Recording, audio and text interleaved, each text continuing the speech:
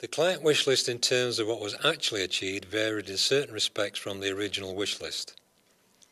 Those items that remained were the creation of more space, reduced ventilation losses, free solar energy for space heating, more efficient appliances, and increased insulation. All of these achieved objectives have made an impact on the running costs of the property and have created a living space that is both more practicable and enjoyable in terms of comfort and aesthetics. The impact of solar gain, achieved through the inclusion of a glazed conservatory, has been noticeable throughout the year. On any reasonably clear and sunny day, the conservatory heats up quite quickly and can achieve temperatures of 28 degrees C during the winter months. During the summer months, temperatures of over 40 degrees C have been recorded. This has been particularly beneficial during the summer months in that by opening the doors into the main house, heat can be convected through the house and the heating system rarely has to be used. Given the location of the property, the client is in no doubt that designing in a solar gain element to the extension project was worthwhile. Apparently it is also a very popular room with visitors. Budgeting for the purchase of new, more efficient appliances has reduced the use of water and the amount of energy used. The most significant impact has been achieved through the purchase of an A-rated oil boiler. While this was a relatively expensive purchase, it was a straightforward technology to incorporate and did not suffer from the constraints of either contractor availability or skill poverty, in that there is extensive use of oil boilers in this region of Scotland and therefore it is essentially a known technology. In combination with the increased insulation and decreased ventilation leakage, there has been a reduction in the use of oil of approximately 1/3. Given that the property has also increased in volume, the overall impact is greater than indicated simply by the decreased use of oil. Over the duration of the project, the client became increasingly aware of the impact of the DIY element. This was initially in terms of the positive impact on the budget, allowing more work to be carried out than would have been possible if all the work had been contracted out. A particular example of this was the addition of insulation to the walls of the property and under the suspended timber floors.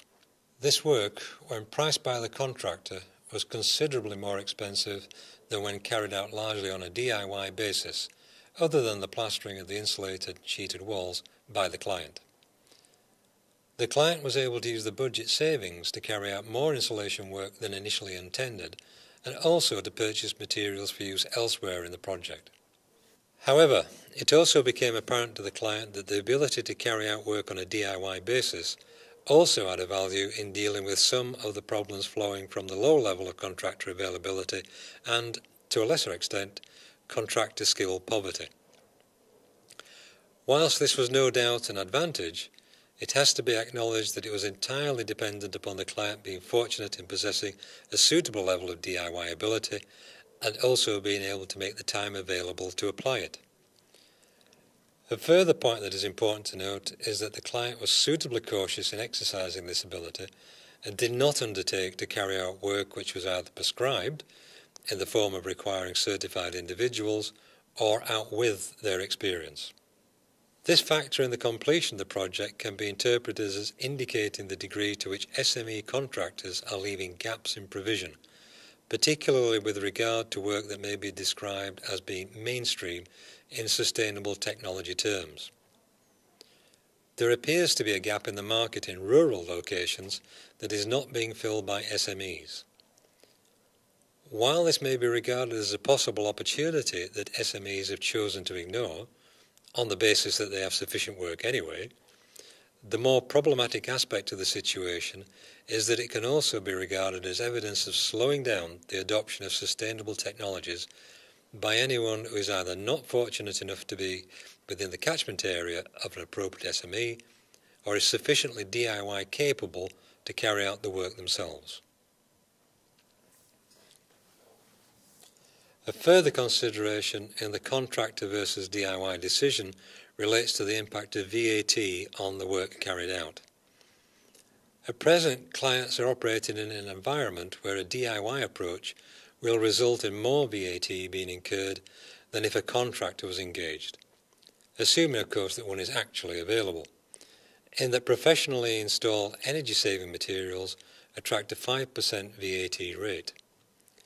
In effect, the client, who cannot engage a professional installer, is further demotivated from the adoption of quite basic sustainable technologies by the fact that they will have to pay a higher rate of VAT. A final consideration for the decision-making process is the issue of quality of work. It has been previously noted that the DIY enthusiasts may be somewhat more enthusiastic than they are able to carry out the work. If the job goes wrong, who is going to put it right?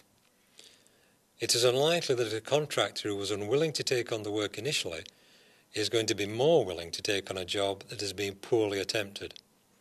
If nothing else, there is the issue of liability to consider in such combination situations. I understand some solar contractors like to partner up with the do-it-yourselfer to do part of the work themselves. There's a question I asked Tony Boniface, president of Independent Power Systems. We get asked that once in a while, and it's tough. I just got asked that the other night, and my inclination is to say yes. From a liability standpoint, I tend to say no, because if there's a problem down the road, whose problem is it? So there's no delineation of who did what at that point, unless it's very clear. And the homeowner might think that, oh, I can save money by doing this, but to tell you the truth, the amount of effort we'd have to put into getting them to do it right so that we can come in would probably not save us any time. If anything, would add time. So I don't know, there's a real economic benefit by doing it that way. But in certain, like I say, I would consider it in principle. I don't have a problem with it. My goal is if I can educate people along the way, that's great. And if people want to get involved, and I know how that is, it's just fun to do stuff like that. So I would, I haven't had to do it yet, but would entertain it for sure. It's interesting you're getting a question. Yeah. Well, there's a lot of people that they just want to participate and be part of it. And the work carried out in order to complete both the refurbishment and the extension projects has had negative and positive impacts from the client's perspective. Positive impacts include the reduction in running costs previously discussed. Given the seemingly ever-increasing price of heating oil, this outcome of the projects can definitely be regarded positively and has resulted in the determination of quite short payback times for some of the technologies involved. The work undertaken to reduce the extent of leakage into and out of the property has ensured a more comfortable living environment in that the living spaces do not feel as cold. Drafts can be one of the most disconcerting aspects of living in any space, and the reduction of them is a factor in improving the quality of life. While there was no intention within the two projects to achieve anything close to passive house standards of draft proofing, there has been a significant reduction, and this allows other technologies to make more of an impact. The property has increased in usable volume and floor space. While this makes for a more practicable habitat, some components of that also have incorporated sustainable thinking, as evidenced by the solar gain considerations in the siting of the conservatory. A final positive impact has been the increase in the value of the property. Even within the context of the current depressed housing market, the work added approximately 28% to the value of the property and covered the combined costs of the project. On the negative side of the scales, the client is in no doubt that the most significant negative was the amount of stress involved in managing the main contractor, along with a mix of various specialist SMEs. The overall project can be considered as a classic example of a contractor being aware of their strong bargaining position and using it to the detriment of the client. Probably the most disappointing aspect of the project from the client's perspective is that it was not possible to incorporate the variety of sustainable technologies that had initially been considered. Increased adoption of sustainable technologies will only be possible if the kind of problems encountered in this case are addressed, particularly by SME contractors.